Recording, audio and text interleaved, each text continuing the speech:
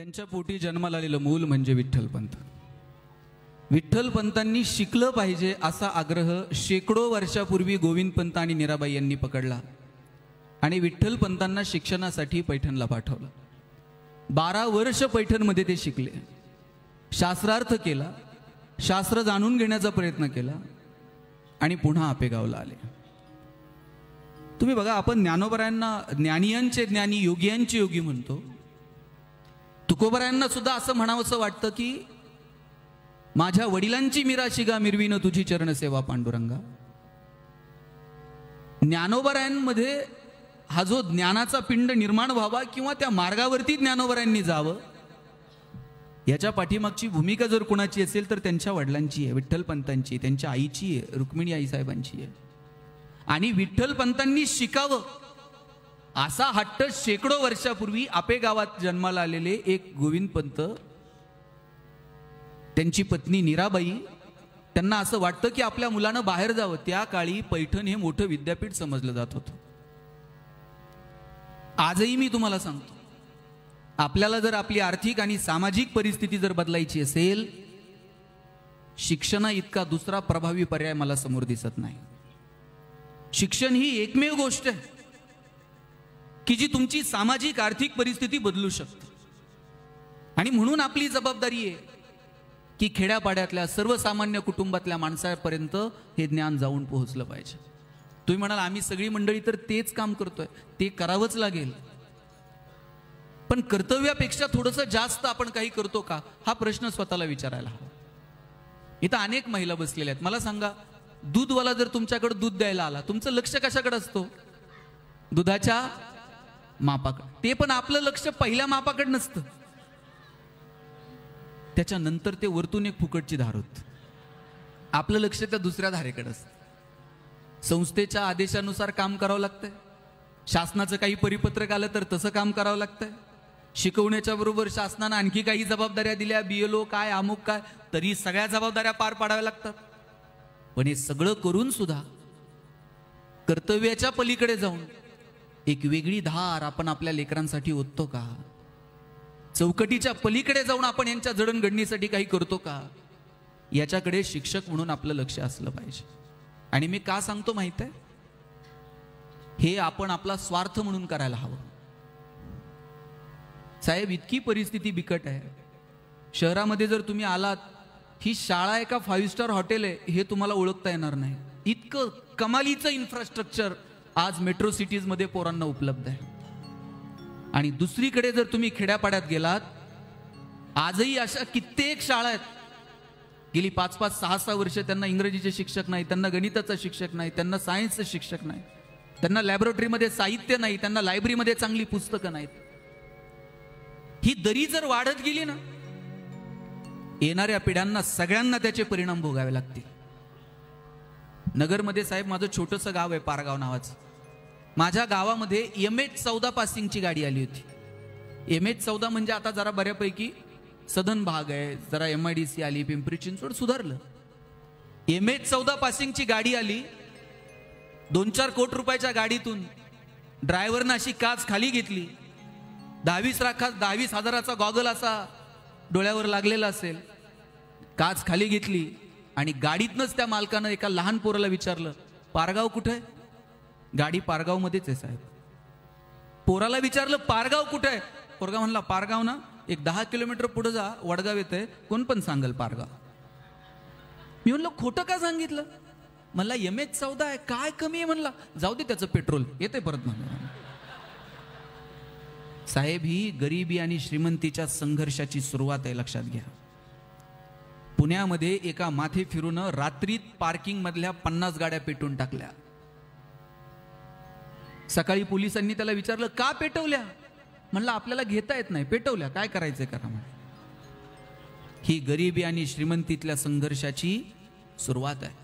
2 जातीतले वाद मिटतील, 2 धर्मातले वाद मिटतील, 2 देशातले वाद मिटतील, 2 गावातले वाद मिटतील, 2 भावांमधले वाद मिटतील, 4 राजकीय पक्षातले वाद मिटतील.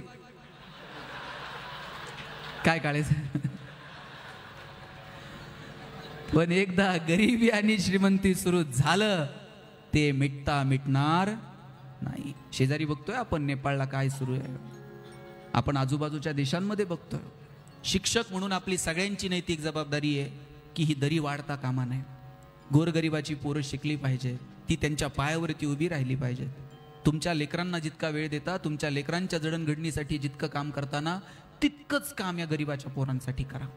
या CCTV मध्ये आपण येऊ की नाही मला माहित नाही, पण जगाच्या वरतून एक CCTV सुरू आहे, त्यातून काहीही हटत नाही. आयुष्यात कुणाच्या बापाला घाबरू नका. घाबरायचं असेल तर स्वतःच्या कर्माला घाबरा, कारण कर्म कधी ना कधी वसुलीला येतं. आणि एकदा का कर्म वसुलीला आलं, तिथं कुणाचाच वशिला चालत नाही. आणि म्हणून शिक्षक म्हणून शिक्षणाला महत्त्व देणं आणि ते अधिष्ठान टिकवणं, मला वाटतं ही आपली सगळ्यांची नैतिक जबाबदारी आहे. पैठणला गेले, शिक्षण घेतलं, आणि पैठणवरून पुन्हा जेव्हा आपेगावला आले, तेव्हा ते आईवडिलांकडे आग्रह करायला लागले की मला काही करा, पण मला तीर्थयात्रेला जायचं. तीर्थयात्रेला जायचे. आई वडील सांगत होते की बाबा आत्ता तू शिकून आलाय, 12 वर्ष झाले, लग्न कार्य कर, संसार कर, मग बघ काय असेल ते तीर्थयात्रेच. पण विठ्ठलपंत म्हटले माझ्या मनात अनेक शंका आहेत आणि त्याचं निरसन जर करायचं असेल तर मला तीर्थयात्रा करावी लागेल. तीर्थयात्रा म्हणजे फक्त परमार्थ नव्हता. तीर्थयात्रा म्हणजे निवळ पायपीटही नव्हती. तीर्थयात्रा म्हणजे मनोरंजनासाठी काढलेली ट्रिपही नव्हती.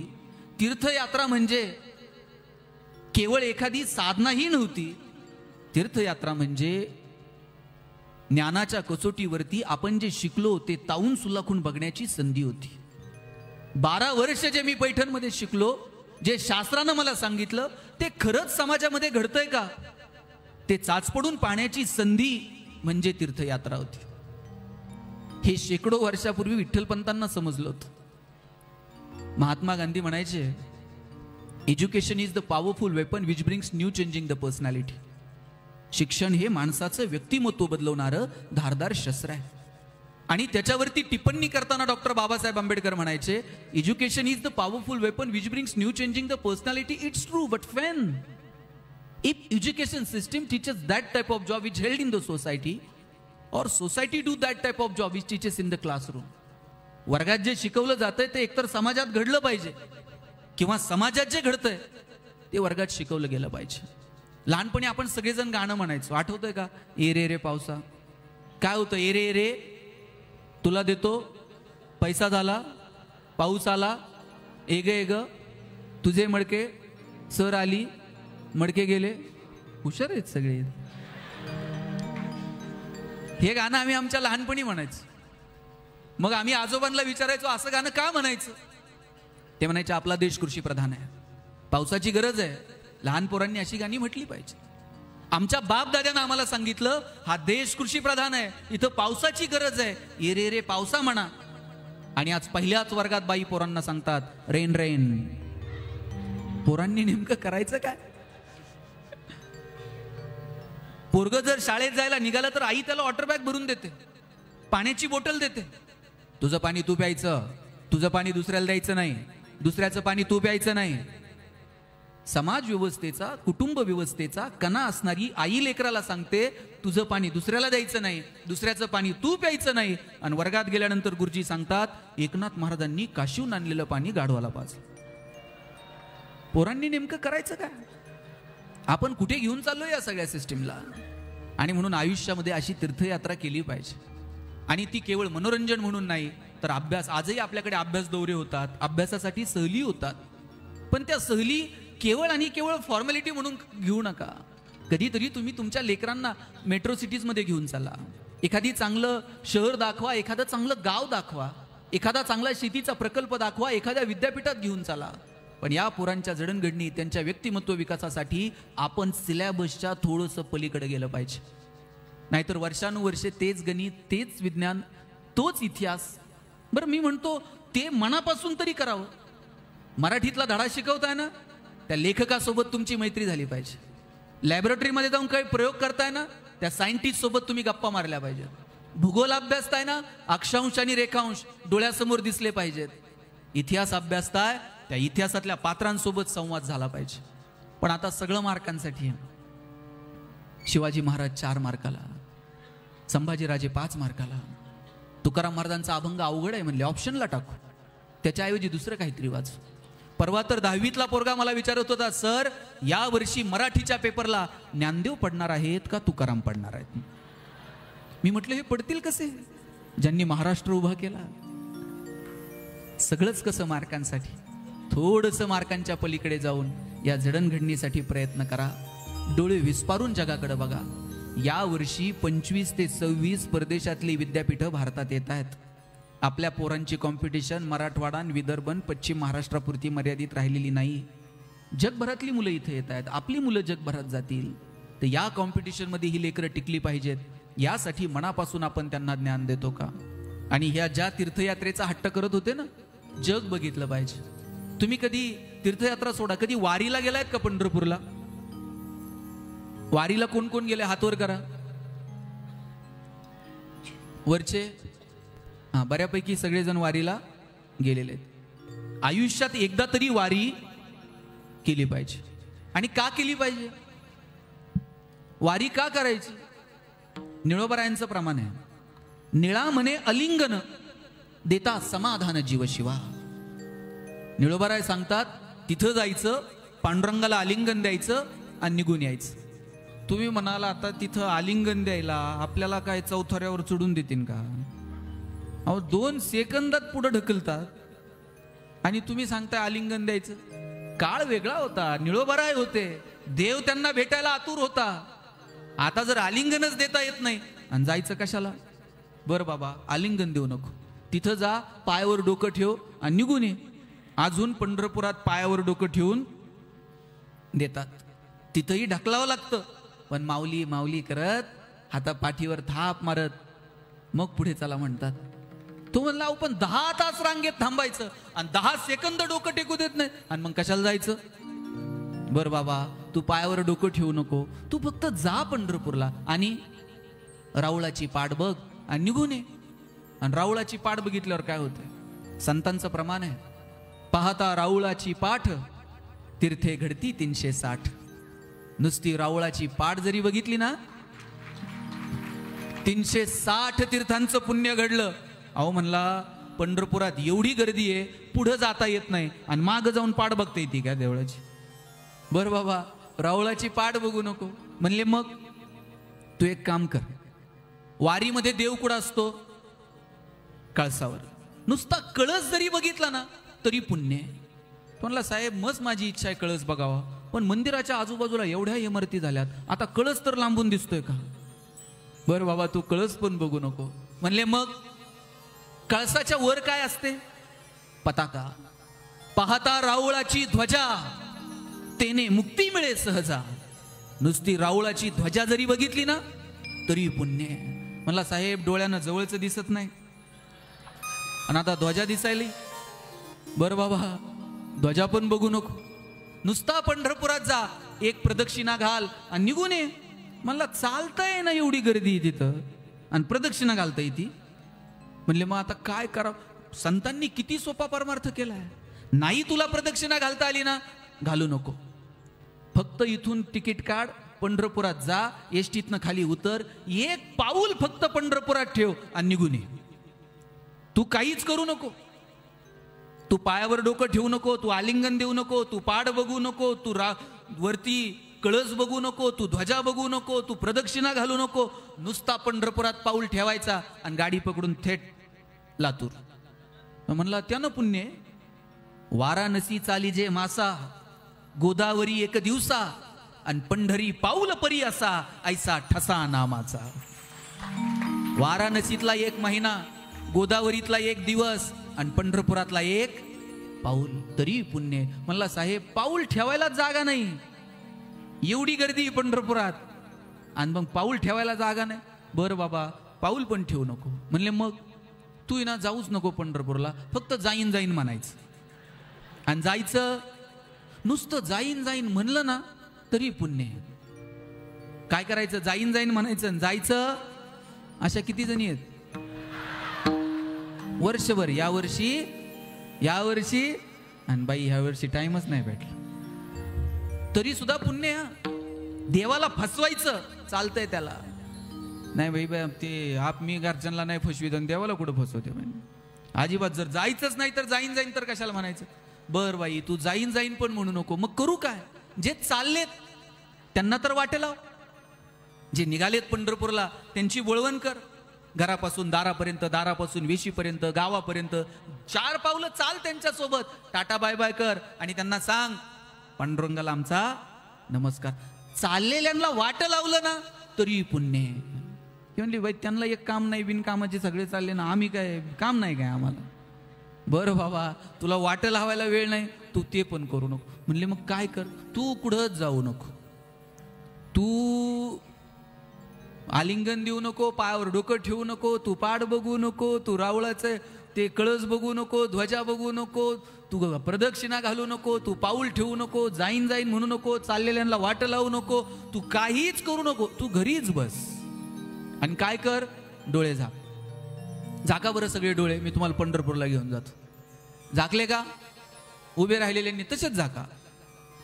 आणि फक्त कल्पना मनात आणा, लातूर पंढरपूर गाडी लागलेली आहे, बसा गाडीत, तुमच्या सोयीनं तिकीट काढा. तुमची गाडी आता लातूरवरनं निघाली आहे आणि कल्पना करा पंढरपूरच्या एसटी स्टँडवर जाऊन गाडी थांबली आहे. उतरा गाडीतनं, चला तिथं शेजारी मठ आहे, तिथं सगळ्यांच्या पिशव्या ठेवून द्या. या चंद्रभागेमध्ये फक्त पाय तर बुडवा, पायाला गार पाणी लागलं असेल, या थोडंसं बाजूला, पाय पुसा आणि आता पंढरपूरला एक प्रदक्षिणा घाला. हे तेच पंढरपूर आहे जिथे युगेन युगे संतांचे पाय त्या पंढरपूरच्या भूमीला लागलेले आहेत. निवृत्ती ज्ञानदेव सोपान मुक्ताई, जय जय विठोबा रुखमाई, भगव्या पताका आकाशामध्ये उंच उंच भिडतात. चला सगळेजण आता त्या पंढरपूरच्या त्या राऊळाला एक प्रदक्षिणा घालूयात. आता तुम्ही मंदिराच्या समोर आला असाल, थोडंसं पुढे या, नामदेव पायरी आहे, नामदेव पायरीवरती डोकं ठेवा. थोडंसं पुढे या, चोखोबा महाराजांची समाधी आहे, तिथे डोकं टेकवा. या थोडंसं पुढं 16 खांब दिसतील, नजरेनं बघून घ्या. थोडंसं पुढे या, गरुड ध्वज लागेल. या आता गाभाऱ्यात युगेन युगे 28 युगांपासून कमरेवर हात देऊन उभा असणारा पांडुरंग तुमची वाट बघतोय. त्या पायांवरती डोकं टेकवा आणि उघडा डोळे. दिसला का पांडुरंग? किती किती सोपी वारी हो. देवाला काही लागत नाही. तो तुमच्या भावाचा फक्त भुकेला आहे. कमरेवर हात ठेवून युगेन युगे तुमची वाट पाहतोय तो कानडा राजा पंढरीचा.